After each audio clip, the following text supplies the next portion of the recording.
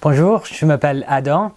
I'll walk you through instructions for the game Fini, which is similar to Uno, with your Smart Canary cards, which you can use to learn Spanish, French, Chinese, or English. And for this game, for these instructions, I'll use French as an example. The game Fini is best for groups of between 3 to 6 players.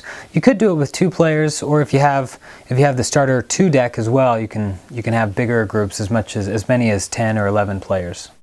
The purpose of the game really is to practice numbers, colors, and then really learn the 100 plus vocabulary words in each deck. To set up for this game, you'll shuffle all the cards and then deal out the cards so that each player has 6 or 7 cards in their pile. With the remainder of the cards, you'll put them face down in a pile in the middle of the group and then lay the first card down so it's face up next to it.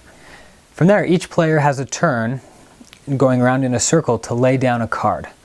Now, if they have a card that is the same color as the card that's face up, so here we have a red 10, 10.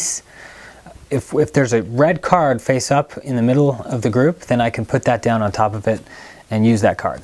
So matching a color or the same number with the card face up in the middle of the group is the traditional way to play. But now if I don't speak a lick of French, and I can pretty easily match the number or the color with the card face up, so a better variation to really learn the numbers is to be able to lay down a card that's either one below or one above the card that's face up in the middle.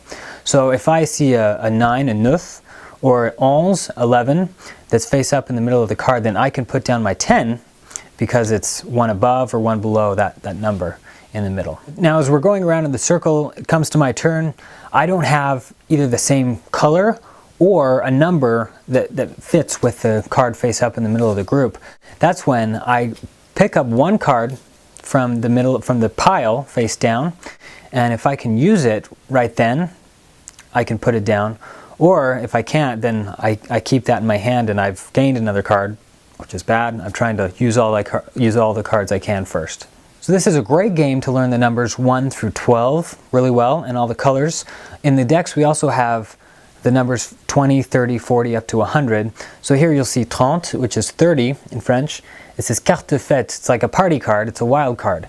Now this card I can use for any number, but I have to use it as a green card. This card is a completely wild card. It's 100 here, but I can use it for any number or any color, even any vocabulary word.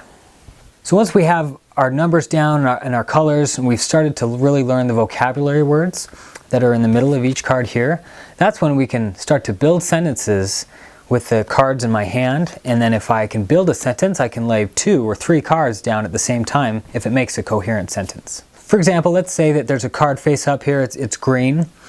All right, and in my hand, let's see, I have Elles vont à l'école. They go to school. It's a legit sentence. So now I have a green card, I can make a sentence with it, and I can lay both cards down. So the more I know the vocabulary on the cards and the more I know how they fit together to build sentences, then the better I am at playing the game.